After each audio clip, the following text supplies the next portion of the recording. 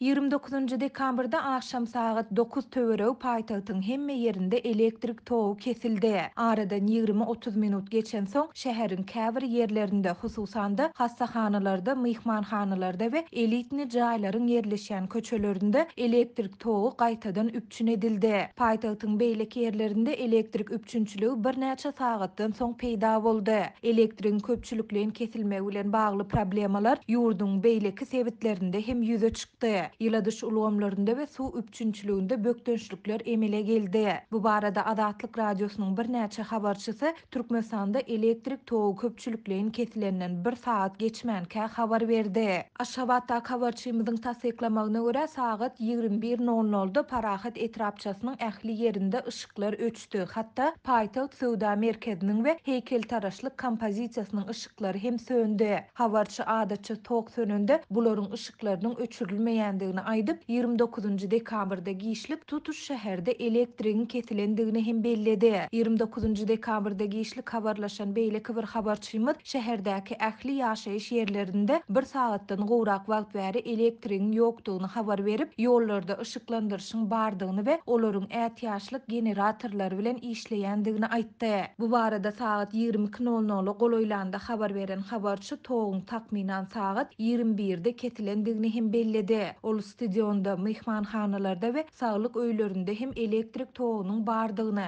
galan deshalaryň garaňkylykdadygyny aýtdy. Ýaşaýyş jaýlarynda toguň dogly öçürilmegi 3 saat töwereg dowam etdi. Elektrik togu ýerli wagt bilen saat 23:40 töwereginde gaýtadan berilip başlandy. Şondan soň tog bir näçe gezek öçürildi we gaýtadan üpçün edildi. Giýje saat 1-de Parahat etrapçalaryna elektrik togu gaýtadan berildi. Elektrigiň öçürilmegi köpçülikliň häsiýetde amala aşyrylana meňdiýär. Türkmen paýtagtynyň goloýundaky büzmeýinde, Änewde şeýle-de Aşgabat Gresiň ýerleşýän Senat şäherçesinde hem tog kesildi. Änewde we Senat şäherçesinde tog giýje saat 1-den soň berildi. Türkmenistanyň Demirazyk sebeti daşawda hem 1 sagatlap elektrik üpçünçiligi bolmady. Elektrik togunyň üpçünçiligi bilen baglanşykly problemalar ýurduň gündogorunda Lewap vilayatynda hem ýüze çykdy. Lewaply habarçymyz 29 dekabrda giýişlik saat 7:30 töwereginde kesilen toguň saat 23:00-la goloý berilendigini aýtdy. Beýleki bir habarçymyz toguň öçürilmegi sebäpli sebitdäki ähli zawodlaryň, fabrikleriň, çörek öndürýän kärhanalaryň we hassahanalaryň elektriksiz galandygyny habar berdi. Şeýle-de ol demir ýol nokotlarynda we köçelerde svetoforlaryň hem işlemeýändigini, toguň Halaç we Kerki etraplarynda hem kesilendigini sözüniň üstüne goşdy.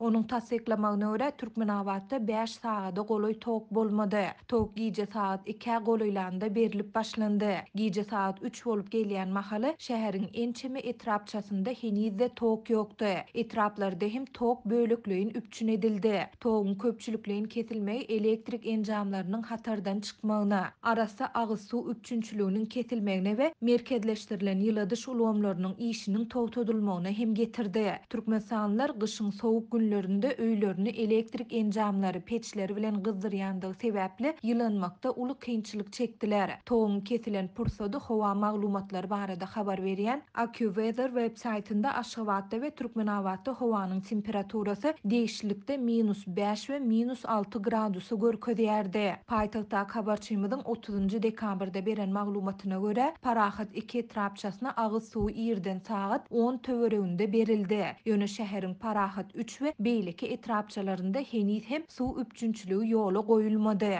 Merkezleşdirilen ýyladyş ulgamy bilen bagly problemalary hem saklanyp galýar. Başga bir habarçymyz Parahat 1, 3, 4 we 7 etrapçalarynda suw üpçünçiligi bilen bagly problemanyň indi 4 gün bäri dowam edýändigini aýtdy. Onuň sözlerine görä bu etrapçalara agyz suw giýişlik saat 6-dan soň her gün 4-5 saat berilýär, soňra da kesilýär. Munyň sebäpleri düşündirilmeýär we häkimetler dymýar. Men şäheriň suw üpçünçilik edarasyna da, häkimlige de jaň etdim. Olar hiç sanda jogap bermediler we suwun kadaly beriljek wagtyny hem aýtmadylar. Mundan başga häkimetler ilaty alternativ suw çeşmeleri bilen hem üpçün etmeýärler. Ilatyň içerki zerurluklar üçin suw paýlayan ulaglar hem gelmeýär. Ilat täze ýyla nädip taýýarlanmaly, naharlary nädip bişirmeli diýip anonimlik şertinde söhbetdeş bolan Aşgabatlylaryň biri habarçymyza beren maglumatynda aýtdy. Elektrik üpçünçiligi köpçülik bölükleyin kesilen wagtynda Aşgabatda we Liwapda mobil aratnaşygynyň hili hem yaramazlaşdy. Köp öýlerde we girelgelerde elektrik enjamlary hatardan çykdy.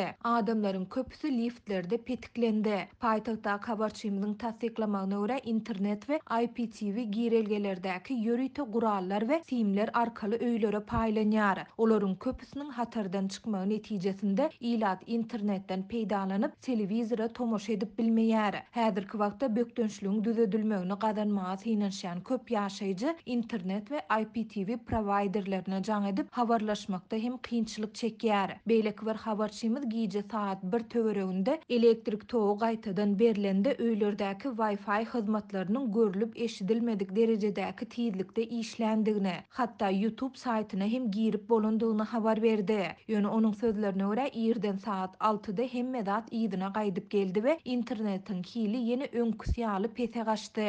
Türkmenistanyň paýtagtynda we käbir sebitlerinde uzak wagtlap elektrik togunyň kesilmegi we bu hadisanyň sebäpleri barada häzirlikçe resmi maglumat ýok. Bu barada Azatlyk radiosynyň değişli häkimliklerden we elektrik edaralaryndan goşmaça maglumat almak boýunça eden ýygyderli synanşyklary hem netije bermedi. Azatlyň habarçylary ýurtda elektrik togunyň bölükleýin öçürilmegi bilen bagly wakalaryň ýygy-ýygydan gaýtalanýandygyny, ýöne şeýle köpçülikleýin häsiýetde kesilmeginiň soňky ýyllarda ilkinji gezek ýüze çykandygyny belleýärler.